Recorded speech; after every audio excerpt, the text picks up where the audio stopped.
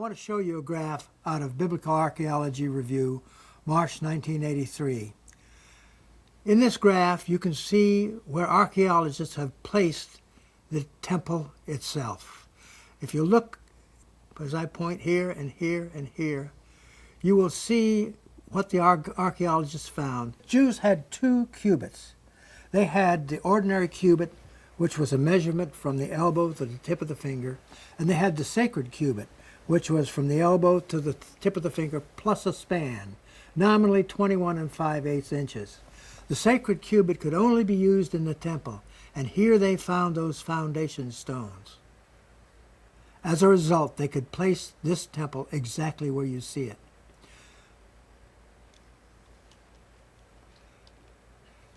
The Dome of the Tablets. The Holy of Holies was here.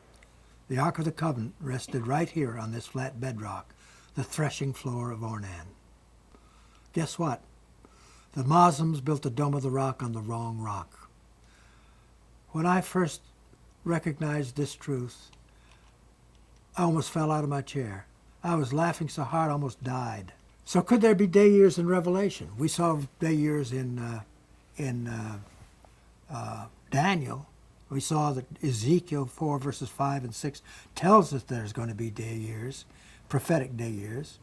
So can the days we see in Revelation also be years? Well, we have to assume that they are, unless we see some place in Scripture intervening between Ezekiel 4 verses 5 and 6 and Revelation that tells us that prophetic days are no longer years. I have not found any Scripture that does away with the prophetic principle that prophetic days are prophetic years. So when we see verses in Revelation like the following, then we have to at least look at the possibility that they might be years.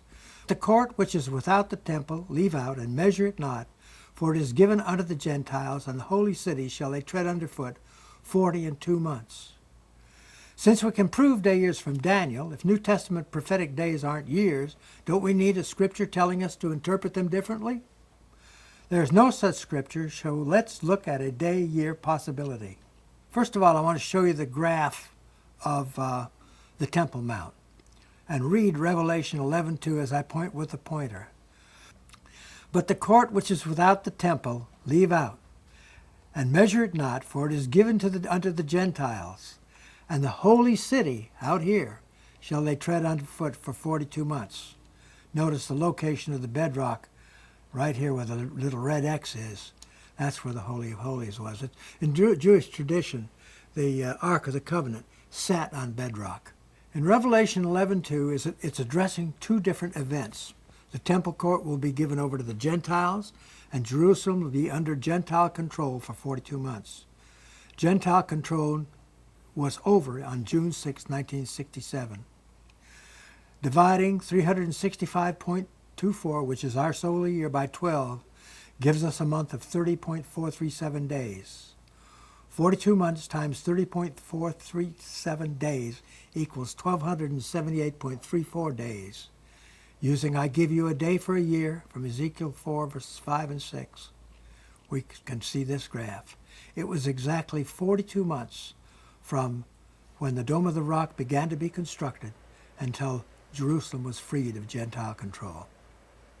Now we are not dealing with just one date from the Old Testament pointing us to the Dome of the Rock as the Abomination of Desolation. We now have two dates pointing us to the Dome of the Rock. Therefore, we no longer have just a theory. We now have something we can prove. Construction of the Dome of the Rock began in 688. It was exactly 1,278.34 years later that Jerusalem was freed of Gentile control. Let's look at the woman in the wilderness. This is Revelation 12, verses 1 through 6. And there appeared a great wonder in heaven, a woman clothed with the sun, the moon under her feet, and upon her head a crown of 12 stars. Now, we've already read that in Genesis 37. We know who that is. That's Israel, because the Bible has already told us so. Jacob even knew it, all right? And she, this is Israel, being with child, travailing in birth, and pain to be delivered. And there appeared another wonder in heaven, and behold, a great red dragon. Who might that be, other than Satan himself? Another wonder in heaven, and behold, a great red dragon, having 7 heads and 10 horns. In a later section, we'll see who these 7 heads and 10 horns are. And 7 crowns upon his head. And his tail drew a third part of the stars of heaven. What are the stars? Messengers. Those are the messengers, or angels of heaven, and did cast them to the earth. And the dragon stood before the woman, which was ready to be delivered, for to devour her child as soon as it was born. And she brought forth a man-child, who was to rule all nations with a rod of iron. That can't be anybody but Jesus, Yeshua, if you happen to be Jewish. And her child was caught up unto God and to his throne. And the woman fled into the wilderness, this is Israel, would flee into the wilderness, where she had a place prepared of God, that they should feed her 1,260 days, 1,260 days. Now this doesn't take a degree in mathematics to figure out. A first grader can figure this one. 1,260 days. First of all, the woman with 12 stars is Israel. We know that from Genesis 37, 9, and 10. The dragon is Satan. We know that from Revelation 22. Heads and horns are kingdoms of this earth. We know that from Daniel 7, 1 through 24. Stars are fallen messengers or angels. We know that from Revelation 1:20. See, we just cross-reference from one scripture to another to know these things. These are not optional interpretations. This is what the Bible is saying. The child is Jesus, Revelation 19:15, and Jesus caught up. That's the ascension in 32 to 34 AD, and we read that in Acts 1, 9 through 11. So these are all provable facts. And here's the graph. And the woman fled into the wilderness, where she had a place prepared by God, that they should feed her there 1,260 days. Revelation 12:6. Now you notice the cross, and you notice there's a time of prophetic silence. You have to ask why. Because during this whole time, the Jews could have worshipped in Jerusalem, and there was a church there. The Coptic church worshipped in Jerusalem, could worship on the Temple Mount, no big. Because during this whole time, the Jews could have worshipped in Jerusalem, and there was a church there. The Coptic church worshipped in Jerusalem, could worship on the Temple Mount, no big deal.